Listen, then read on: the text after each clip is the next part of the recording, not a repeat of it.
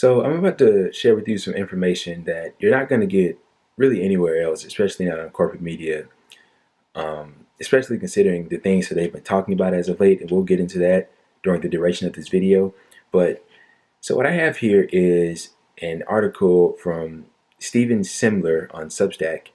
And so it goes, the flow of military equipment to police has accelerated under Joe Biden. So I'll read you a little bit of the article before we really get into this. So the Pentagon's 1033 program is the primary mechanism by which police acquire military hardware. Most of the items transferred are innocuous, but that's only in terms of quantity. In terms of value, combat gear dominates the ledger. Not surprisingly, the latter fact typically escapes police/Department of Defense discourse.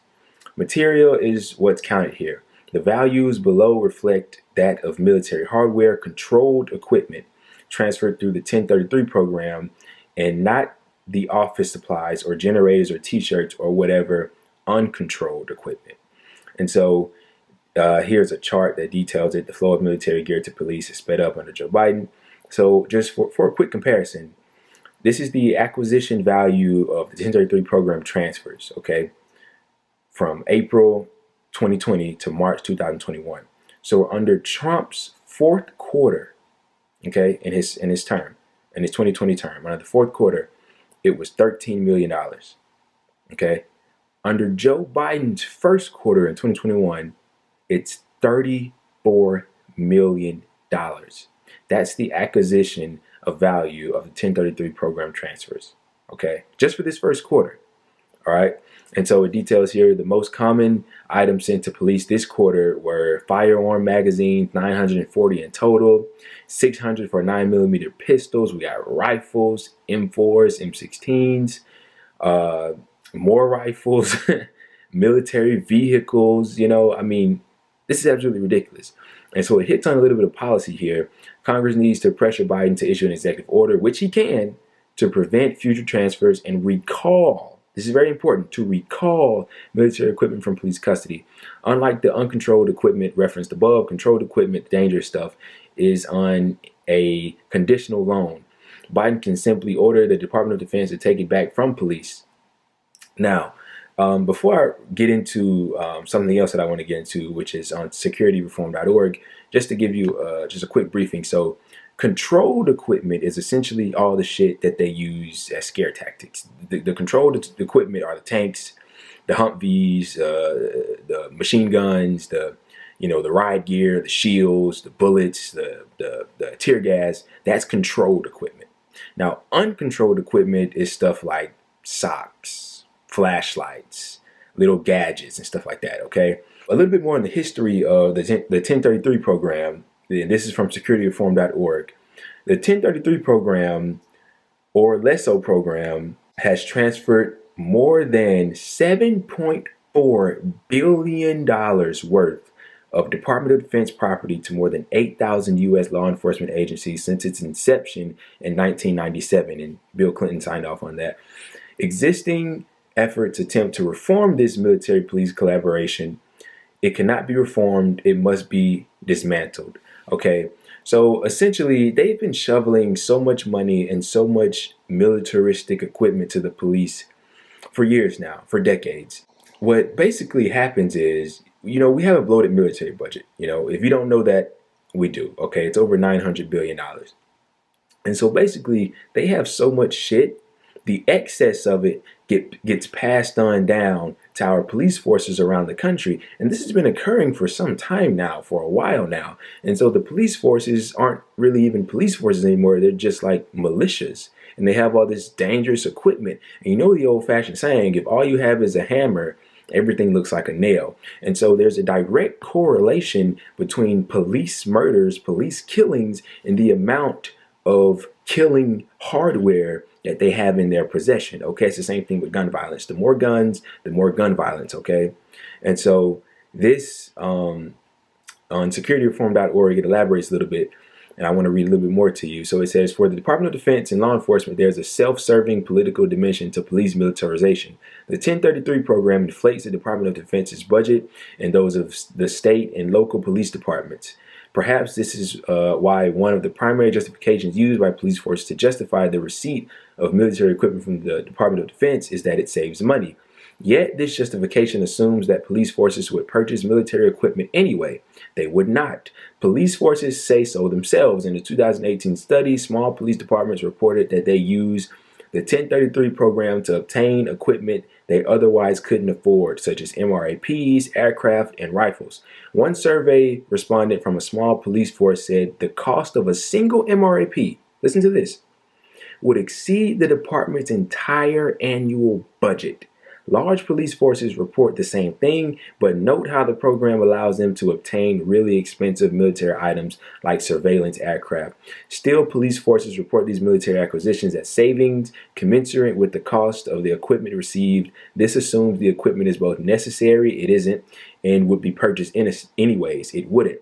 So if you were to abolish, if you were to get rid of this 1033 program, which they acquire all of their machines of death from, they won't be able to get them, because otherwise they don't have the the money, the budgets to acquire all of these things. Okay, so all you got to do is get rid of this, and a few more tweaks around the edges and a few more policies, and we can effectively do full demilitarization of law enforcement. Essentially what's happening here, administration after administration, is getting worse and worse with the police budgets, with the militarism, with the imperialism. And it starts abroad, and it's a direct correlation to what's happening at home. Our political leaders look at the United States as kind of a global institution, and especially in the way that they treat it. With the protests that were going on a while back and that are really still happening, to be quite honest with you, they would gas peaceful protesters. They would be shot with rubber bullets. And if you really look at the research, forensic scientists will tell you that those things cannot be used in a way where it's, I guess like non-lethally, where it can be truly safe. So they're calling for a ban on those things too, to which I have to agree with. If you up the militarism of the police, if you give them all these different tools, right, to aid them, you only increase violence and increase crime and make things worse. That's not how you solve the kinds of problems that they think that they're solving, okay? And if you watch things like CNN or MSNBC or Fox, there has been this odd discourse around the police as of late, especially with the attack on the Capitol and all those, the insurrection, that the police are these vulnerable people, okay, that they're somehow now the police are being attacked. Now, don't get me wrong. I think law enforcement is needed. I mean, of course they're needed. I mean, who's going to stop the wrongdoers, correct? But if that's where all they were doing, then that would be fine. If all the police were doing is going after the rapists, the murderers, and all the rest, then their approval rating would be sky high and nobody would have anything bad to say about them. But that's not all they do. They crack down on people that live in low-income communities. They crack down on minorities, and they often use many unlawful tactics. And there are no reprimands as a result of that. They're never punished for this. And so it creates this sense of impunity among police departments, and it's absolutely ridiculous. And I want you to notice, so how the Democrats and all those corporatists, they'll take their knee, they'll wear their African shit, whatever they did. Remember back then when Nancy Pelosi and all the establishment Dems took a knee or whatever, and Black Lives Matter, they'll throw their fist up.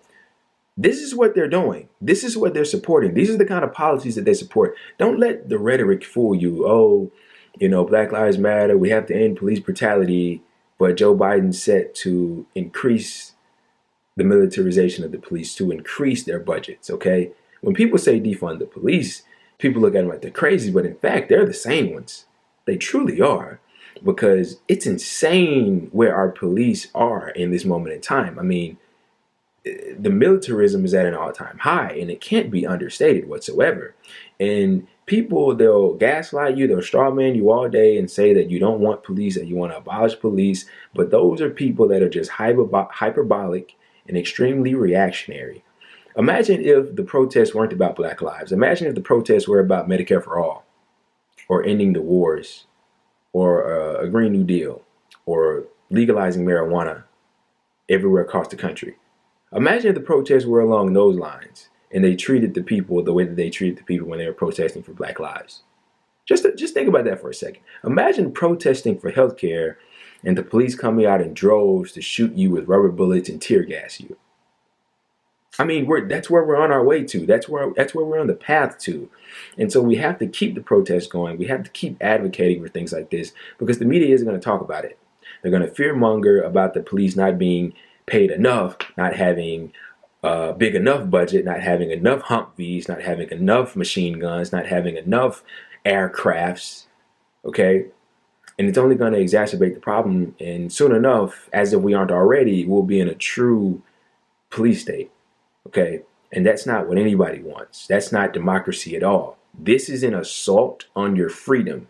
I will vehemently argue that giving the police all of these weapons, all of this machinery, this is an assault on the freedom of American people. It truly is, because the evidence correlates, okay?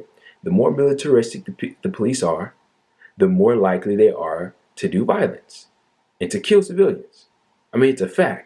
You know, I kind of think, this reminds me of, when it comes to foreign policy. What do they always say when it comes to foreign policy? Oh, we're protecting you from the threats. Well, what fucking threats? What are you talking about? We're, communism or whatever, China's the new thing now. We need to increase our military budget because of China. Well, their military budget is only a third of ours. That's the thing that they don't tell you. And so they're like, oh, we have to give the police more weapons because of the Capitol insurrection. No. We have enough police. We have all the laws in place. In fact, we have too many. You need to scale some of those things back.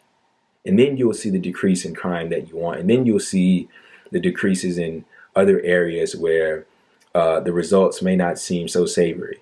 It also cannot be understated whatsoever how big of a role the media plays in getting the public on the side of the police. And by the public, I mean, well-off, middle-class, mostly white Americans, okay? So, there'll be a protest. And let's say 97% of the protest is peaceful. And then there'll be 3% of violence. And then all of that 3% isn't even the people that are protesting. And then the media will blow that up, toss the 97 peaceful protesters to the wayside, and then they'll focus on the violence, and then they'll say, oh, well, this is why we need police, this is why we need to give them more money, this is why we need to give them more guns, more riot shields, more aircrafts, more Humvees, more tanks, whatever. And then that gets the people on their side. It's what Malcolm X was talking about a while back, in that speech that he gave. So the media are not unbiased. They are biased. They're biased on the side of the establishment. They're biased on the side of the elites, of the rich and powerful. And this is how the elites keep you in line, okay? This is how they keep you in line. They give the police these huge budgets and they enforce their rules so that you don't deviate too far away from the norm, so that they can keep everything orderly, so that they can continue to enrich themselves. It's class war 101. The corporate media isn't going to talk about this. A lot of people aren't going to talk about this, but this is the situation and this is the reality and this is what's truly going on. So when those corporate Dems come out and they say Black Lives Matter and they spew all this rhetoric to make it seem like they're on your side, this is what they're actually doing. They're giving these people more money, more weapons, and as a result, they will use it for means that are unjust.